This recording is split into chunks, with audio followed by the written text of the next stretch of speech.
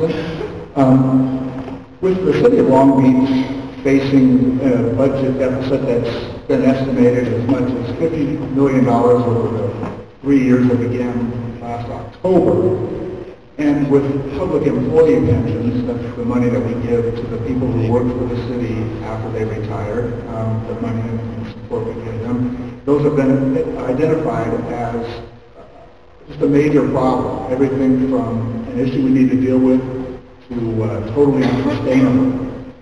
But, and I'll start with you, Ms. Kawasaki. You're a city employee of the city of Los Angeles, right?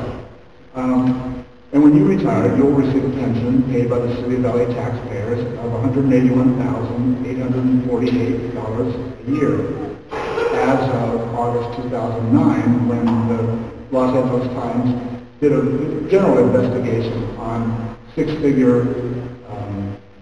employee pensions. Most city workers, I think, collect around $40,000, that study said. But my question is that with this issue facing the council, how would Lillian Kawasaki, the Long Beach City Council member responsible for the city's financial health, deal with cases like Lillian Kawasaki, the employee stands to earn a pension of more than $181,000? And we, well, and both in terms of, when I say deal, like both in terms of the financial issue, and also in terms of the characterization of the public employer, because some of the rhetoric has gotten kind of strong in the last while. So that's my question. You know, I think that's a very legitimate question. So let me just begin with the issue of pensions. And this is not a secret issue that has been in the newspapers. The pension that I receive is the pension that I paid into for over 30 years. There were no special rules for me. I know we think about spiking and a lot of things. So my payment in followed all the rules, and that was the pension that I earned. On the other hand, you know, I share concern that the stability of those pensions, that are they really going to be there when I'm hoping to live a long time? So as you look at the pension and the pension numbers, although I earned it, I have a concern, very much so, that in a personal way, is that pension going to be there? And so the aspect of the pension stability is one that I think we have to look at very carefully as we look at the overall percentage of the budget and where we're going to be, not just today, but where we're going to be in the future. And we may not even be here, but those decisions that we make today are going to have major impact. And I guess that was part of my question, was just what your approach to that might be. Do you have ideas based about what an approach to public pensions would be as a council member? I think we have two good examples already with the police and fire.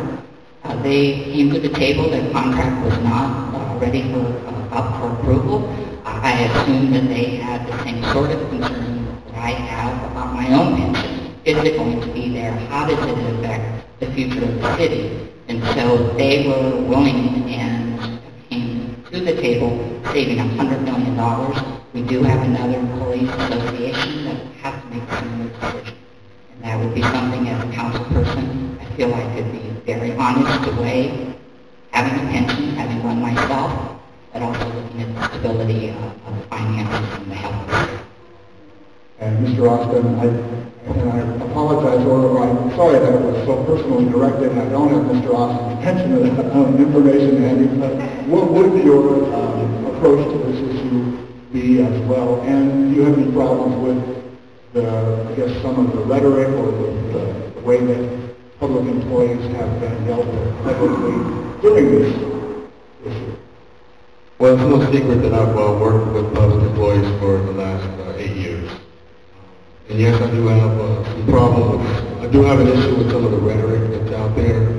I think our country has gotten to a really sad state where we're now vilifying people who have to go to work and work hard every day to provide public services for the woes of our economy.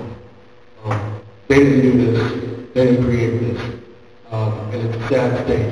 The average public employee actually retires with about $30,000 to $35,000 a year, far from the six-figure salary that my opponent or pension that my opponent has earned.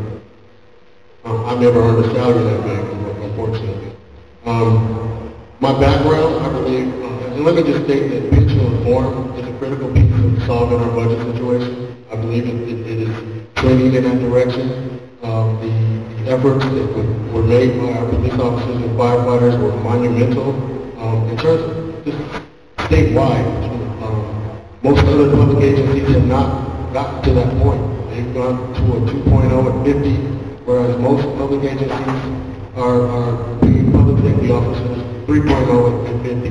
So it's significant. They're paying a third less.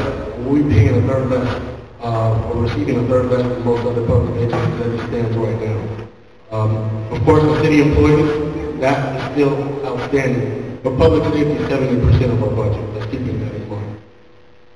The IAM city employee contracts expire on 2013.